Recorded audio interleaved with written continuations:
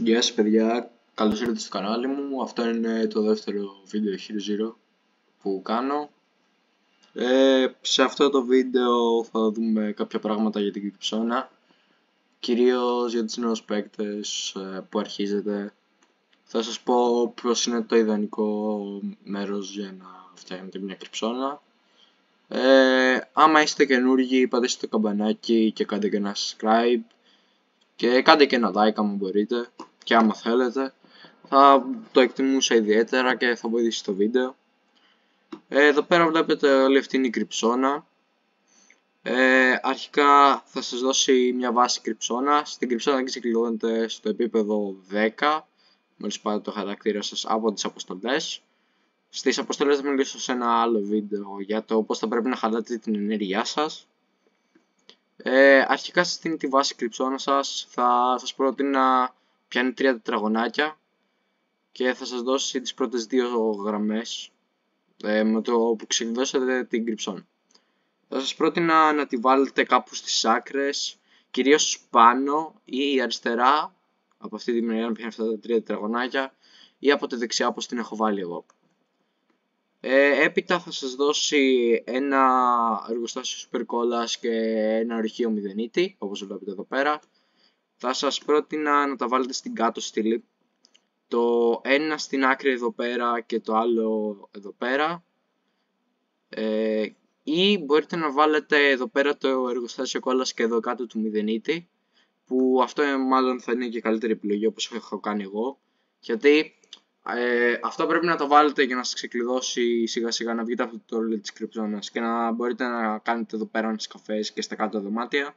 Όλα αυτά τα έχω ξεκλειδώσει. Και πρακτικά πρέπει να τα βάλετε αυτά τα δύο για να σας βγει αυτή η επιλογή. Δώστε μου ένα λεπτό να κάνουμε εδώ πέρα λίγο και τις προπονήσεις μας. Και θα σας πρότεινα να τα βάλετε εδώ πέρα την κόλλα και εδώ πέρα το μηδενίτη, ώστε να βγάλετε εύκολα το μηδενίτη.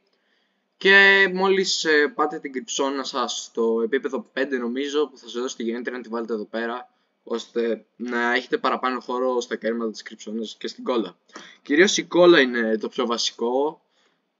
Καλά, και ο μηδενίτης, ειδικά αν παίζετε σε παλιά σερβερ. Αν παίζετε σε νέο σερβερ, κυρίως η κόλλα, θα έχετε έλλειψη κόλλας, οπότε γι' αυτό σας λέω να βάλετε εδώ πέρα την κόλλα. Μετά θα χρειαστείτε σίγουρα τα 2 εργοστάσια επιθεβόντα που θα σας προτείνω να το βάλετε εδώ κάτω.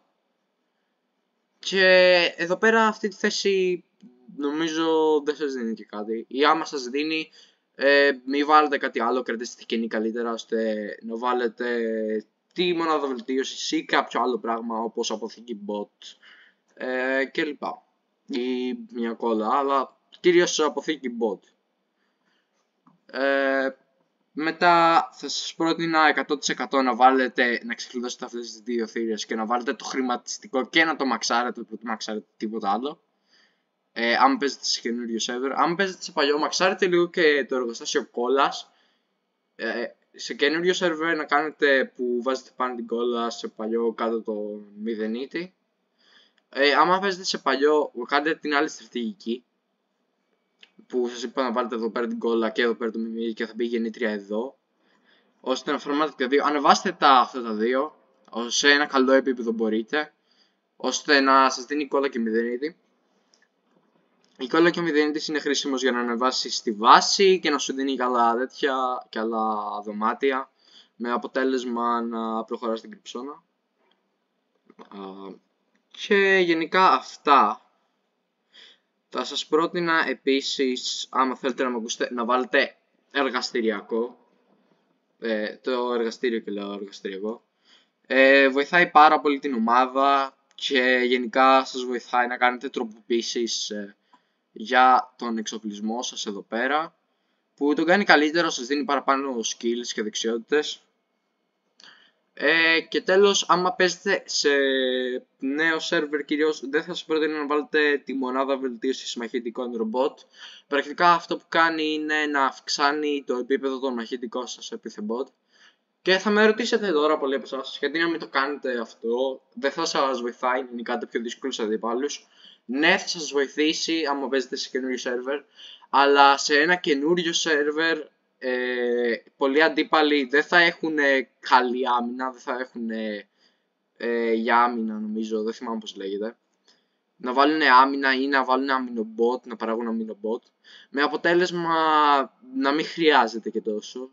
Και επίσης όσο πιο μεγάλο level το έχετε αυτό, τόσο πιο πολύ καθυστερεί την παραγωγή των επιθεμπότ σας. Δηλαδή πριν που δεν το είχα βάλει, το έβαλα πριν από 2 μέρες με 3 μέρες περίπου.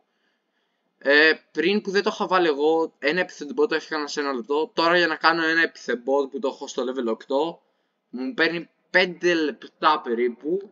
Εγώ το έβαλα γιατί παίζω σε παλιό σερβερ, είμαι στο GR17, όπως μπορείτε να δείτε και εδώ. Και γενικά αυτά είχα να πω για την κρυψώνα. Για παραπάνω πληροφορίες δεν νομίζω να χρειαστείτε ή ζητήστε καλύτερα από κάποιον άλλον. Για παραπάνω πληροφορίες θα